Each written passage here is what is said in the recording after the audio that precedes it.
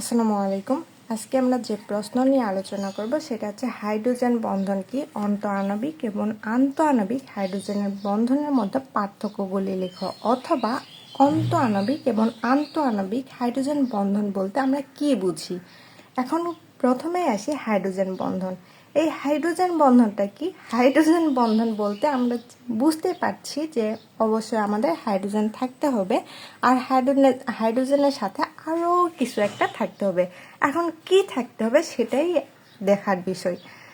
সমযোজী যৌগে বিদ্যমান, অবশ্যই এটা একটা সমযোজী যৌগ হইতে হবে।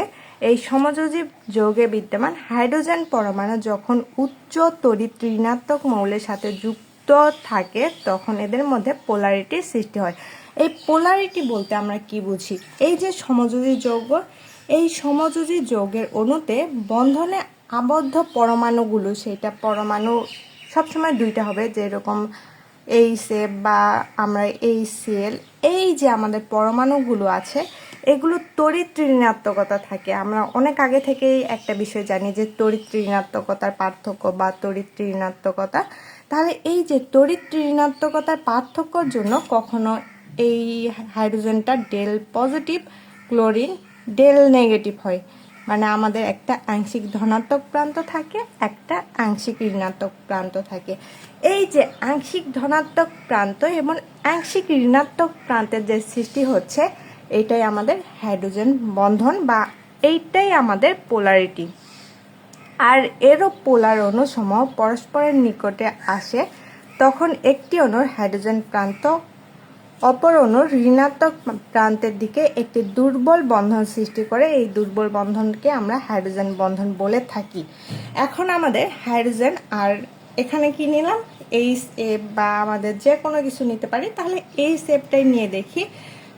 আমরা জানি যে এই হাইড্রোজেন এবং ফ্লোরিন এই দুইটার মধ্যে হাইড্রোজেনটা হচ্ছে ডেল পজিটিভ আর ফ্লোরিন ডেল নেগেটিভ। এরকম আরও কয়েকটা আমরা এই শেপ নিতে পারি। হাইড্রোজেন ফ্লোরাইড নিলাম, এখানে আমরা হাইড্রোজেন ফ্লোরাইড নিয়ে নিলাম। তাহলে এখানে দেখতেই পাচ্ছি যে এইটা ডেল পজিটিভ, এইটা ডেল নেগেটিভ, এইটা ডেল পজিটিভ, এইটা ডেল নেগেটিভ। সেম একইভাবে এইটাও ডেল পজিটিভ, এটা ডেল নেগেটিভ। এখন এই হাইড্রোজেন এই ফ্লোরিনের সাথে একটা বন্ধনে আবদ্ধ আছে, কারণ এই একটা অণু সব সময়, আমরা তো এখানে দেখতে পাচ্ছি যে সমযোজী যৌগে বিদ্যমান। সমযোজী যৌগ হইতে গেলে অবশ্যই আমাদের কি করতে হয়, দুইটা পরমাণু হোক বা যে কোনো কিছু হোক, এই হাইড্রোজেনের পরমাণুর সাথে আরেকটা মৌল যুক্ত থাকতে হবে। সেটা কি হবে? তড়িৎ ঋণাত্মক। তাহলে হাইড্রোজেন ফ্লোরাইড এই একটা অণু, এই একটা অণু, এই একটা অণু। এই ফ্লোরিনটা যেহেতু ডেল নেগেটিভ, এই কি করবে, ডেল পজিটিভের সাথে একটা বন্ধনে আবদ্ধ থাকবে। মানে আমরা আগেই জানি যে কোনো একটা ঋণাত্মক প্রান্ত ধনাত্মক প্রান্তের কাছাকাছি আনলে এদের মধ্যে একটা আকর্ষণ বা টান সৃষ্টি হয়। যেরকম একটা ছেলে একটা মেয়ে দীর্ঘদিন একসাথে থাকার ফলে তাদের মধ্যে একটা আকর্ষণ কাজ করে, সেম একইভাবে এখানে হাইড্রোজেন এবং ফ্লোরিনের মধ্যে একটা আকর্ষণ কাজ করে। সেইটা আমাদের অনেক দুর্বল একটা আকর্ষণ কাজ করে, কারণ এখানে তো একটা হাইড্রোজেন আবদ্ধ আছেই, সাথে সাথে এটা যখন কাছাকাছি আসবে তখন এইটার কাছাকাছি থাকার কারণে যে বন্ধনটা সৃষ্টি হবে সেটা অবশ্যই একটা দুর্বল বন্ধন হবে। এই হাইড্রোজেন এই ফ্লোরিনের সাথে আবার একটা বন্ধনে আবদ্ধ আছে, সেম একইভাবে এটার সাথে দুর্বল বন্ধনে আবদ্ধ থাকে। এই যে দুর্বল বন্ধনে হাইড্রোজেনের সাথে আরেকটা তড়িৎ ঋণাত্মক মৌলের যে আবদ্ধ থাকার বিষয়টা, এইটাই হচ্ছে আমাদের হাইড্রোজেন বন্ধন। এখন আসি হাইড্রোজেন বন্ধনের প্রকারভেদ। হাইড্রোজেন বন্ধন মূলত দুই প্রকার, একটা অন্তঃআণবিক হাইড্রোজেন বন্ধন আর একটা আন্তঃআণবিক হাইড্রোজেন বন্ধন। এই অন্তঃআণবিক আর আন্তঃআণবিক হাইড্রোজেন বন্ধন বলতে আমরা কি বুঝি, বা এই কথাটা শুনে আমরা কি বুঝতে পারছি? অন্তঃআণবিক, আমাদের একটা গান ছিল না যে আমার অন্তরে বাহিরে সামথিং সামথিং কিছু একটা। তো এই অন্তর বলতে আমরা মূলত বুঝি ভিতরের কোনো কিছু, মানে আমার নিজের ভিতরে যেটা আছে সেইটাই হচ্ছে অন্তঃআণবিক। আর আন্তঃআণবিক বলতে আমরা কি বুঝতে পারছি? তাহলে অবশ্য অন্তঃআণবিকের বিপরীতটা হবে আন্তঃআণবিক। তাহলে আন্ত আণবিক বাহিরের কোনো কিছু অবশ্যই হবে। তাহলে অন্ত মানে ভিতর আর আন্ত মানে বাহির। এখন দেখি যে এই অন্ত আণবিক আর আন্ত আণবিক হাইড্রোজেন বন্ধনের মধ্যে কি কি পার্থক্য আমরা লক্ষ্য করতে পারি। প্রথমে আসি আন্ত আণবিক হাইড্রোজেন বন্ধন। এই আন্ত আণবিক হাইড্রোজেন বন্ধনটা কি? একই বা ভিন্ন জাতীয় দুটি অণুর মধ্যে হাইড্রোজেন বন্ধন যখন গঠিত হয় তখন তাকে আমরা বলি আন্ত আণবিক হাইড্রোজেন বন্ধন। একটু আগে আমরা কিসের সাথে হাইড্রোজেন বন্ধন করলাম? ফ্লোরিনের সাথে হাইড্রোজেনের যে বন্ধনটা সেইটাই হচ্ছে আমাদের হাইড্রোজেন বন্ধন। এই যে এইটাই আন্ত আণবিক হাইড্রোজেন বন্ধন, কারণ এটা ছিল ফ্লোরিন, তারপরে ছিল হাইড্রোজেন, এটার সাথে আরও একটা ফ্লোরিন যুক্ত হবে, ফ্লোরিন, এইটা হাইড্রোজেন, আরেকটা নিয়ে নিলাম ফ্লোরিন, আরেকটা নিয়ে নিলাম হাইড্রোজেন।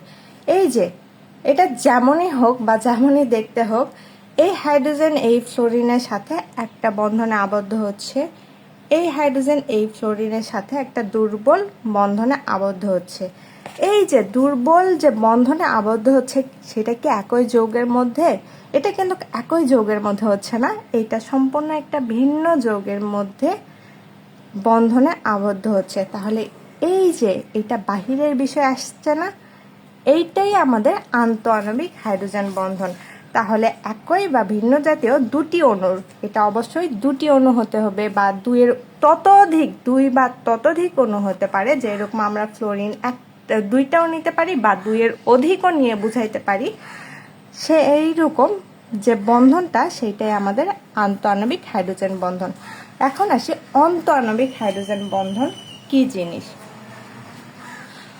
এটা ছিল একই বা ভিন্ন জাতীয়, তাহলে এটা অবশ্যই আমাদের একই ধরনের অণু হতে হবে।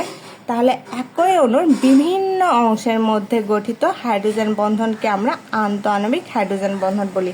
তাহলে এটা যদি অন্ত আণবিক হাইড্রোজেন বন্ধন হয় তাহলে এটা যদি আন্ত আণবিক হাইড্রোজেন বন্ধন হয় তাহলে অন্ত আণবিক হাইড্রোজেন বন্ধনটা কি রকম হবে? তাহলে আমরা একটা অর্থোনাইট্রোফেনল নিয়ে নেই। এটা একটা বেনজিন চক্র। এই বেনজিন চক্রের সাথে যদি আমাদের এই পজিশনে OH মূলক, এই পজিশনে নাইট্রো মূলক যুক্ত থাকে তাহলে এইটাই হচ্ছে আমাদের অর্থোনাইট্রোফেনল।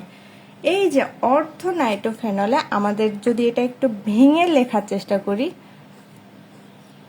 বেনজিন চক্র, এখানে অক্সিজেন হাইড্রোজেন আর এখানে আমাদের আছে নাইট্রোজেন অক্সিজেন। এই হাইড্রোজেন এই অক্সিজেনের সাথে একটা দুর্বল বন্ধনে যুক্ত হয়। এই যে আমাদের একই মৌলের বা একই অণুর, এইটা একটা একই অণু না, এটা ছিল আলাদা অণু, এটা আলাদা আলাদাভাবে নেওয়া হয়েছে, কিন্তু এটা তো একই অণু। তাহলে একই অণুর বিভিন্ন অংশের, এইটা একটা অংশ, এইটা একটা আলাদা অংশ, এই একই অণুর বিভিন্ন অংশের মধ্যে গঠিত যে হাইড্রোজেন বন্ধনটা সেইটাই আমাদের অন্ত আণবিক। তাহলে এটা কি ছিল? অন্ত আণবিক হাইড্রোজেন বন্ধন।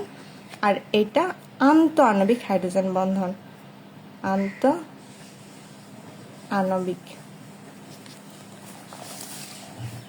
তারপরে এ বন্ধন একাধিক ভিন্ন বা অভিন্ন অণুর মধ্যে গঠিত হয়। এটা আমরা শুধুমাত্র হাইড্রোজেন ফ্লোরাইড নিয়ে দেখাইছি, কিন্তু এইটা হাইড্রোজেন ফ্লোরাইড বা হাইড্রোজেন ফ্লোরাইডের সাথে আরও একটা অণু, ভিন্ন একটা অণু যুক্ত করলেও কিন্তু এই বন্ধনটা গঠিত হইতো। তাহলে এ বন্ধন একাধিক ভিন্ন বা অভিন্ন অণুর মধ্যে গঠিত হয়। তাহলে এই বন্ধন কীরকম হবে? এই বন্ধন একই অণুর মধ্যে গঠিত হবে, কারণ এই বন্ধনটা একই অণুর বিভিন্ন অংশের সাথে যুক্ত হচ্ছে। এই বন্ধন একাধিক ভিন্ন বা অভিন্ন অণুর মধ্যে গঠিত হয় বলে ডাইমার বা ট্রাইমার গঠনের সুযোগ রয়েছে। এই যে আমাদের হাইড্রোজেন বন্ধনটা, মানে আমাদের আন্ত আণবিক হাইড্রোজেন বন্ধনটা ডাইমার গঠিত করে, মানে দুটি অণুর মিলনের ফলে এটা সৃষ্ট হয়, কিন্তু এইটা ডাইমার বা ট্রাইমার গঠিত করতে পারে না। আন্ত আণবিক হাইড্রোজেন বন্ধনে আবদ্ধ অণুর গলনাঙ্ক এবং স্ফুটনাঙ্ক অনেক বেশি হয়, কিন্তু আমাদের অন্তঃআণবিক হাইড্রোজেন বন্ধনের গলনাঙ্ক এবং স্ফুটনাঙ্ক অনেক কম। এই আন্তঃআণবিক হাইড্রোজেন বন্ধনের সুনির্দিষ্ট যদি উদাহরণ দিতে চাই তাহলে হাইড্রোজেন ফ্লোরাইড, পানি, ROH ইত্যাদি। আর এইটার উদাহরণ অর্থোনাইট্রোফেনল, সালসালডিহাইড ইত্যাদি। এগুলোই হচ্ছে আমাদের আন্তঃআণবিক এবং অন্তঃআণবিক হাইড্রোজেন বন্ধনের মধ্যে পার্থক্য। আসসালামু আলাইকুম।